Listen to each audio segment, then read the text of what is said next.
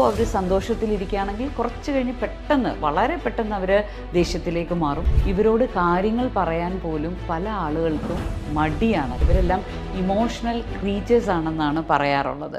പലപ്പോഴും ചില ആളുകൾ എങ്ങനെ പ്രതികരിക്കുമെന്ന് മറ്റുള്ളവർക്കറിയില്ല. അതുമാത്രമല്ല, അവൻ്റെ അല്ലെങ്കിൽ അവളുടെ മൂഡ് എങ്ങനെയാണ് എന്നുള്ളതിനെ ആശ്രയിച്ചായിരിക്കും അവൻ പെരുമാറുന്നത്. സോ അതുകൊണ്ട് ഇവരോട് കാര്യങ്ങൾ പറയാൻ പോലും പല ആളുകൾക്കും മടിയാണ്. കാരണം എന്താണ് ഇവരുടെ റെസ്പോൺസ് എന്ന് അറിയാത്തതുകൊണ്ട്. ഇവരുടെ മാനസികാവസ്ഥയിലെ മാറ്റങ്ങൾ ഞാൻ പറഞ്ഞതുപോലെ തന്നെ വേഗത്തിലും പ്രവചനാതീതവുമാണ്. അത് വിവിധ ജീവിത സാഹചര്യങ്ങളിൽ സ്വന്തം ജീവിതത്തെ തടസ്സപ്പെടുത്തിയേക്കാം. ചിലപ്പോൾ ഇത് മാനസിക ആരോഗ്യ പ്രശ്നങ്ങളുടെ ഒരു ലക്ഷണമായിരിക്കും. ചെറുപ്പക്കാർക്കും പുരുഷന്മാരിലും സ്ത്രീകളിലും എല്ലാം മൂഡ് സ്വിങ്സ് ധാരാളമാണ്. സാധാരണ ജീവിത സംഭവങ്ങൾ പോലും ഇവരിൽ വലിയ മൂഡ് സ്വിങ്സ് ഉണ്ടാക്കിയേക്കാം.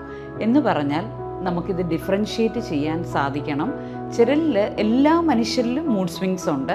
എന്നാൽ ചില മനുഷ്യർക്ക് ഇത് അടിക്കടി, അതായത് ഇപ്പോൾ അവർ സന്തോഷത്തിലിരിക്കുകയാണെങ്കിൽ കുറച്ച് കഴിഞ്ഞ് പെട്ടെന്ന് വളരെ പെട്ടെന്ന് അവർ ദേഷ്യത്തിലേക്ക് മാറും. അവിടുന്ന് വളരെ പെട്ടെന്ന് അട്ടഹസിക്കുന്നത് കാണും. അങ്ങനെയുള്ള മൂഡ് സ്വിങ്സ് അതാണ് നമ്മളിവിടെ അർത്ഥമാക്കുന്നത്.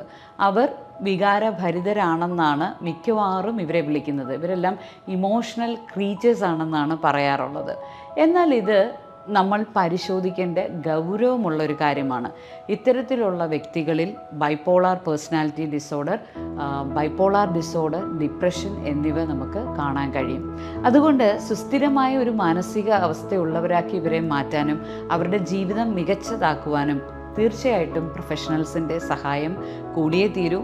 മൂഡ് സ്വിങ്സ് അത് എല്ലാവർക്കും ഉള്ളതാണ്. പക്ഷേ അതും അധികമായാൽ വിഷമാണ്.